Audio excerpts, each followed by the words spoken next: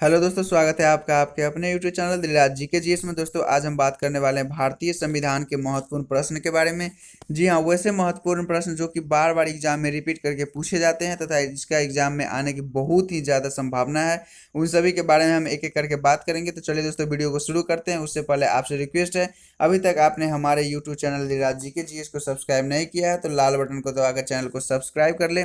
साथ ही वीडियो को ज़्यादा से ज़्यादा शेयर तथा लाइक करें। तो सबसे पहले हम बात करते हैं पहले प्रश्न के बारे में। संविधान सभा का गठन कब किया गया था? जी हाँ दोस्तों, भारतीय संविधान सभा का गठन कब किया गया था संविधान के निर्माण के लिए? तो दोस्तों जुलाई 1946 ईस्वी में संविधान सभा का गठन किया गया था। यह कैबिनेट मिशन की सिफारिश पर किया गया था। उसके बाद बढ़ते हैं अगले प्रश्न की तरफ। अगला है, संविधान सभा का गठन किसके सिफारिश पर किया गया था? जी हाँ, अभी हमने बात किया संविधान सभा का गठन जुलाई 1946 में किया गया था और यह कैबिनेट मिशन की सिफारिश पर किया गया था। बहुत ही इंपॉर्टेंट क्वेश्चन है, एग्जाम में देखने को मिल जाता है अक्सर ये क्वेश्चन। उसके बाद बात करते हैं नेक्स्ट प्रश्न की तरफ। नेक्स्ट है, संविधान निर्माण में कितना समय लगा था? जी हाँ दोस्तों, एसएससी में यह क्वेश्चन कई बार रिपीट करके पूछा गया है कि संविधान निर्माण में टोटल कितना वर्ष लगा था। तो दोस्तों 2 वर्ष 11 माह 18 दिन। जी हाँ, भारतीय संविधान के निर्माण में कुल 2 वर्ष 11 माह 18 दिन का समय लगा था, अर्थात लगभग 3 वर्ष का समय लग गया था भारतीय संविधान के निर्माण में। उसके बाद बात करते हैं अगले प्रश्न की तरफ। अगला प्रश्न है, प्रारंभ में संविधान में कितने अनुच्छेद तथा भाग थे? जी हाँ, जब भारतीय संविधान का निर्माण हुआ था तब उस समय उसमें कितने अनुच्छेद तथा भाग थे दोस्तों? तो आपको बता दें 395 अनुच्छेद, 22 भाग तथा 8 अनुसूचित। जी हाँ दोस्तों, जब भारतीय संविधान का निर्माण हुआ था उस समय 395 अनुच्छेद, 22 भाग तथा 8 अनुसूचित थे। उसके बाद बात करते हैं अगले प्रश्न की तरफ। अगला है, संविधान सभा में सदस्यों की कितनी संख्या निर्धारित की गई थी? जी हाँ, भारतीय संविधान सभा के लिए सदस्यों की टोटल 389 संख्या निर्धारित की गई थी, जहाँ 389 सदस्यों का संख्या टोटल निर्धारित किया गया था। और देश के विभाजन के बाद कितने सदस्य बच गए थे? जी हाँ, देश के विभाजन से पूर्व संविधान सभा का गठन किया गया था जुलाई 1946 में, जैसा कि आपने पढ़ा दोस्तों। तब भारत का विभाजन नहीं हुआ था, तो 389 सदस्य टोटल उसके लिए निर्धारित की गई थी। परंतु जब देश का विभाजन हो गया तो भारतीय संविधान के निर्माण के लिए 299 सदस्य बच गए थे। उसके बाद बात करते हैं अगले प्रश्न की तरफ। था अगला प्रश्न है, संविधान सभा का प्रथम अधिवेशन कब हुआ? जी हाँ, भारतीय संविधान के निर्माण के लिए पहला बैठक कब आयोजित किया गया था, कब हुआ था? तो दोस्तों आपको बता दें 9 दिसंबर 1946 ईस्वी को भारतीय संविधान का प्रथम अधिवेशन हुआ। बहुत ही इंपॉर्टेंट क्वेश्चन है, अक्सर एग्जाम में यह क्वेश्चन देखने को मिलता है। उसके बाद बढ़ते हैं अगले प्रश्न की तरफ। अगला है, प्रथम अधिवेशन की अध्यक्षता किसने की? जी हाँ, यह भी देखने को मिलता है। प्रथम अधिवेशन जो कि 9 दिसंबर 1946 को हुआ था, अभी हमने बात किया, उसकी अध्यक्षता किसके द्वारा की गई थी? दोस्तों डॉक्टर सच्चिदानंद सिन्हा। जी हाँ, डॉक्टर सच्चिदानंद सिन्हा द्वारा प्रथम अधिवेशन की अध्यक्षता की गई थी और वह अस्थायी अध्यक्ष थे। जी हाँ, प्रथम अधिवेशन की अध्यक्षता ही उनके द्वारा सिर्फ की गई थी, इसलिए वह उन्हें अस्थायी अध्यक्ष कहा जाता है प्रथम अधिवेशन का। उसके बाद बात करते हैं अगले प्रश्न की तरफ। अगला है, संविधान सभा के अस्थायी अध्यक्ष किसे नियुक्त किया गया? जी हाँ, आपको पहले अभी हमने देखा कि संविधान सभा का अस्थायी अध्यक्ष डॉक्टर सच्चिदानंद सिन्हा थे, परंतु अस्थायी अध्यक्ष जो कि पूर्ण संविधान के निर्माण के लिए चुने गए थे डॉक्टर राजेंद्र प्रसाद, जो कि आगे चलकर हमारे देश के प्रथम राष्ट्रपति भी बने। यह भारत के बिहार राज्य से बिलोंग करते थे।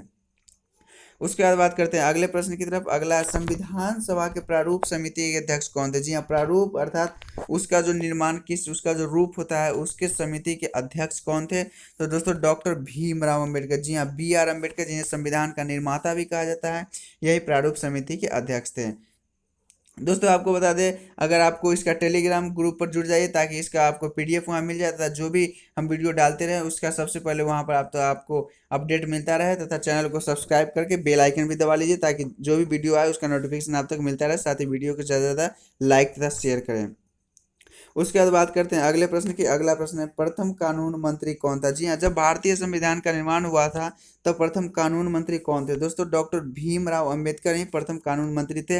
ये बहुत बड़े ज्ञाता माने जाते हैं थे संविधान के निर्माण के समय, इसलिए उन्होंने प्रारूप समिति के अध्यक्ष भी थे और प्रथम कानून मंत्री भी थे।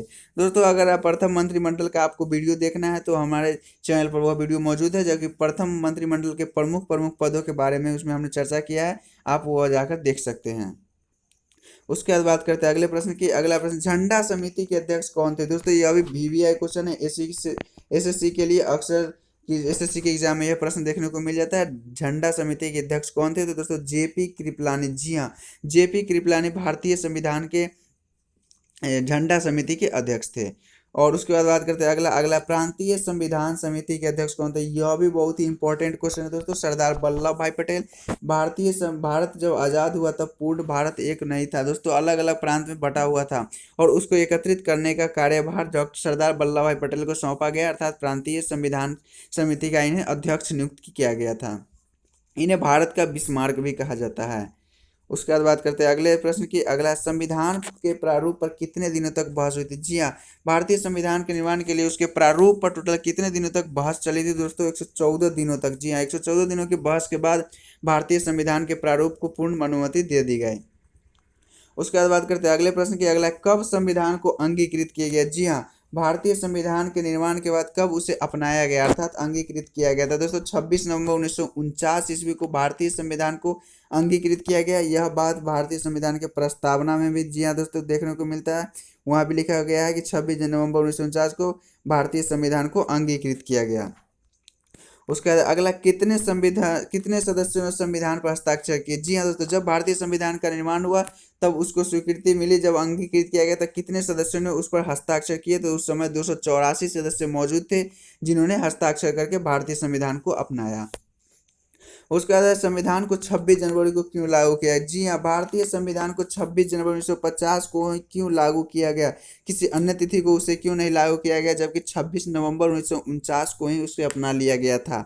तो दोस्तों आपको बता दें, 26 जनवरी 1950 से पहले, हमारे देश से पहले 26 जनवरी को स्वाधीनता दिवस के रूप में मनाया जाता था। इसलिए दोस्तों उस दिन के महत्व को बरकरार रखने के लिए भारतीय संविधान को 26 जनवरी को ही लागू किया गया था, स्वाधीनता दिवस के कारण। उसके बाद बात करते हैं अगले प्रश्न की। अगला, संविधान का जनक किसे कहा जाता है? जी हाँ दोस्तों, संविधान का जनक, अभी थोड़ा देर पहले हमने बात किया, डॉक्टर भीमराव अम्बेडकर, जिन्हें प्रारूप समिति के अध्यक्ष भी थे, प्रथम कानून मंत्री भी थे। इन्हें संविधान का जनक कहा जाता है। अब है अगला प्रश्न। अगला, संविधान का कुंजी किसे कहा गया? जी हाँ दोस्तों, संविधान का कुंजी किसे कहा गया है? तो प्रस्तावना को संविधान के कुंजी किया कहा गया है, अर्थात पूरी प्रस्तावना जो है वो भारतीय संविधान का एक महत्वपूर्ण भाग है, उसका पूरा व्याख्या करने का दोस्तों यह कुंजी है, इसलिए प्रस्तावना को भारतीय संविधान की कुंजी भी कहा गया है। उसके बाद बात करते हैं अगला, अम्बेडकर जी ने संविधान की आत्मा किसे कहा है? जी हाँ दोस्तों, संविधान की आत्मा, भारतीय संविधान द्वारा भारत के प्रत्येक नागरिक को दोस्तों कई मौलिक अधिकार प्राप्त है। उसके रिलेटेड भी, उसके जो विस्तारित रूप से हम वीडियो बनाएंगे, और उसके लिए आप हमारे चैनल को सब्सक्राइब करके बेल आइकन जरूर दबा लें, ताकि जो वीडियो है उसका नोटिफिकेशन सबसे पहले आप तक पहुंचे। दोस्तों उसमें संवैधानिक उपचार का अधिकार है, इसे भारतीय संविधान की आत्मा डॉक्टर भीमराव अंबेडकर जी द्वारा कहा गया है, क्योंकि इसके तहत कोई भारतीय नागरिक अपने जो हनन होता है उसके अधिकार का दोस्तों, तो उसके विरुद्ध का आवाज़ उठा सकता है और उसको अपने अधिकार को प्राप्त कर सकता है। अब बात करते हैं अगले प्रश्न की। अगला प्रश्न, संविधान कैसी नागरिकता प्रदान करता है? जी हाँ दोस्तों, भारतीय संविधान भारत के नागरिक को कैसी नागरिकता प्रदान करती है? तो दोस्तों एकल नागरिकता भारतीय नागरिक को प्राप्त है, अर्थात वह भारत का, सबसे पहले वह दोस्तों भारत का नागरिक है, कोई भी नागरिक है तो। उसके बाद बात करते हैं अगले प्रश्न की। अगला, धर्मनिरपेक्ष समाजवादी शब्द कब जोड़ा गया? जी हाँ दोस्तों, जोड़ा होगा यहाँ पे। भारतीय संविधान में धर्मनिरपेक्ष समाजवादी शब्द को कब जोड़ा गया था दोस्तों? 42वें संविधान संशोधन 1976 में जो हुआ था, उसी में दोस्तों भारतीय संविधान में धर्मनिरपेक्ष समाजवादी शब्द को ऐड किया गया था, जोड़ा गया था। और यह भी बहुत ही इंपॉर्टेंट क्वेश्चन है दोस्तों, अक्सर एग्जाम में यह पूछने जाने की संभावना भी हो और पूछा भी जाता है। किसी भी प्रकार रेलवे हो, एसएससी हो, चाहे कोई भी प्रकार कंपटीशन का एग्जाम हो, बहुत ही इंपॉर्टेंट क्वेश्चन है। 42वें संविधान संशोधन में धर्मनिरपेक्ष शब्द को जोड़ा गया था। उसके बाद बात करते हैं अगले प्रश्न की। अगला है, मूल संविधान में कितने राज्यों का उल्लेख था? जी हाँ दोस्तों, जब भारतीय संविधान बनकर तैयार हुआ था तो उस समय कितने राज्य का उल्लेख था दोस्तों? 14 राज्य का उल्लेख था।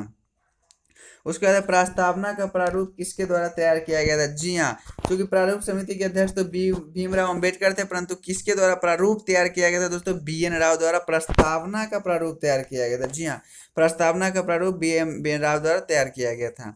उसके बाद अगला प्रश्न, भारत राज्यों का संघ है किस अनुच्छेद के अनुसार?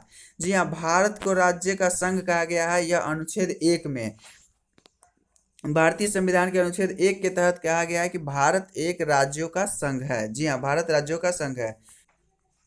उसके बाद बात करते हैं अगले प्रश्न की। अगला प्रश्न है, मूल कर्तव्यों को कब शामिल किया? जी हाँ दोस्तों, भारतीय संविधान में भारत के प्रत्येक नागरिक को मूल कर्तव्य कह दिया गया है, तो उसको कब शामिल किया गया दोस्तों? 1976 में ही मूल कर्तव्य को भारतीय संविधान में शामिल किया गया था। उसके बाद नीति निर्देशक तत्व किस देश के संविधान से लिया गया? दोस्तों बहुत ही इंपॉर्टेंट क्वेश्चन है। आयरलैंड के संविधान से भारतीय संविधान में नीति निर्देशक तत्व लिया गया। आपको बता दें, हमारे देश के संविधान कई देशों के संविधान का सम्मिलित, उसमें से कई बात को दोस्तों, कई महत्वपूर्ण तथ्यों को उसमें से अडॉप्ट करके हमारे संविधान में लिया गया है। अर्थात हमारे संविधान कई देशों के संविधान का ये विशेष रूप को इसमें लिया गया है। तो दोस्तों इसमें नीति निर्देशक तत्व जो है वो आयरलैंड के संविधान से लिया गया है। उसके बाद बात करते हैं अगले प्रश्न की। अगला, मौलिक अधिकार किस अनुच्छेद के अंतर्गत आता है? जी हाँ दोस्तों, भारतीय नागरिक का जो मौलिक अधिकार प्राप्त है, पहले 7 मौलिक अधिकार प्राप्त थे, परंतु एक संपत्ति के अधिकार थे उसको हटा दिया गया था मौलिक अधिकार से। अब 6 मौलिक अधिकार प्राप्त है। उसमें से दोस्तों किस अनुच्छेद के तहत ये सब मौलिक अधिकार प्राप्त है? तो आपको बता दें 12 से 35। जी, अनुच्छेद 12 से अनुच्छेद 35 तक के बीच मौलिक अधिकार भारतीय नागरिक को प्राप्त है। और उसका अगला प्रश्न, भारतीय संसद प्रणाली किससे प्रभावित है? जी हाँ, भारत का संसद प्रणाली वो किस देश के संसद प्रणाली से प्रभावित है? दोस्तों ब्रिटेन के संविधान से प्रभावित भारतीय संसद प्रणाली है। उसके बाद बात करते हैं नेक्स्ट प्रश्न की। नेक्स्ट है, दल बदल निरोध कानून संबंधित है। जी हाँ, तो दल बदल निरोध कानून किससे संबंधित है? 10वीं अनुसूची से संबंधित है दल बदल निरोध कानून। उसके बाद बात करते हैं अगले प्रश्न की, संपत्ति के अधिकार को कब हटाया गया मूल अधिकार से? जी हाँ दोस्तों, अभी हमने बात किया मूल अधिकार से संपत्ति के अधिकार को हटा दिया गया था। दोस्तों कब हटाया गया? 44वें संविधान संशोधन द्वारा संपत्ति के अधिकार को भारतीय नागरिकों के मूल अधिकार से हटा दिया गया था। अब यह एक कानूनी अधिकार है। उसके बाद बात करते हैं अगले प्रश्न की। अगला, संसद का उच्च सदन कहा जाता है। आपको पता है भारतीय संविधान में दोस्तों भारत के में 2 प्रकार के सदन होते हैं, एक उच्च सदन, एक निम्न सदन। तो दोस्तों दोनों मिलकर और राष्ट्रपति को मिलकर संसद का निर्माण होता है। तो संसद का उच्च सदन कहा जाता है राज्यसभा को। जी हाँ, यह कभी विघटित नहीं होने वाला सदन है, इसलिए इसे उच्च सदन कहा जाता है। और संसद का निम्न सदन कहा जाता है लोकसभा को। और उसके बाद राज्यसभा का अध्यक्ष होता है। जी हाँ, राज्यसभा जो कि संसद का निम्न सदन है, उसका राज्यसभा जो कि उच्च सदन है, इसका अध्यक्ष होता है दोस्तों उपराष्ट्रपति। इसी को राज्यसभा का अध्यक्ष कहा जाता है। उसके बाद, किसी विधेयक के धन विधेयक होने का निर्णय कौन करता है? यहाँ पे धन होगा। किसी विधेयक के धन विधेयक होने का निर्णय कौन करता है दोस्तों? तो लोकसभा के जो अध्यक्ष होते हैं वही निर्णय करते हैं कौन सा विधेयक धन विधेयक है और नहीं है। तो उसके बाद, राज्यसभा में 2 वर्ष पर कितने सदस्य मनोनीत होते हैं? जी हाँ, भारतीय संविधान के अनुसार दोस्तों उच्च सदन जो राज्यसभा है उसमें प्रत्येक 2 वर्ष पर संसद का 1/3 सदस्य दोस्तों अवकाश प्राप्त करता है और 1/3 सदस्य नया मनोनीत किया जाता है। परंतु दोस्तों लोकसभा जो कि निम्न सदन है वो 5 वर्ष पर विघटित होती है पूर्ण रूप से, और पुनः इलेक्शन के द्वारा, चुनाव के द्वारा वो पुनः गठित की जाती है। और धन विधेयक कहाँ प्रस्तुत किया जाता है? नेक्स्ट प्रश्न है दोस्तों, धन विधेयक लोकसभा में प्रस्तुत किया जाता है। अभी हमने बात किया धन विधेयक लोकसभा में प्रस्तुत किया जाता है और इसका निर्धारण लोकसभा अध्यक्ष करते हैं। और लोकसभा राज्यसभा कार्यालय क्या होता है? लोकसभा तथा, जी हाँ, लोकसभा तथा राज्यसभा का कार्यकाल होता है 5 वर्ष तथा 6 वर्ष।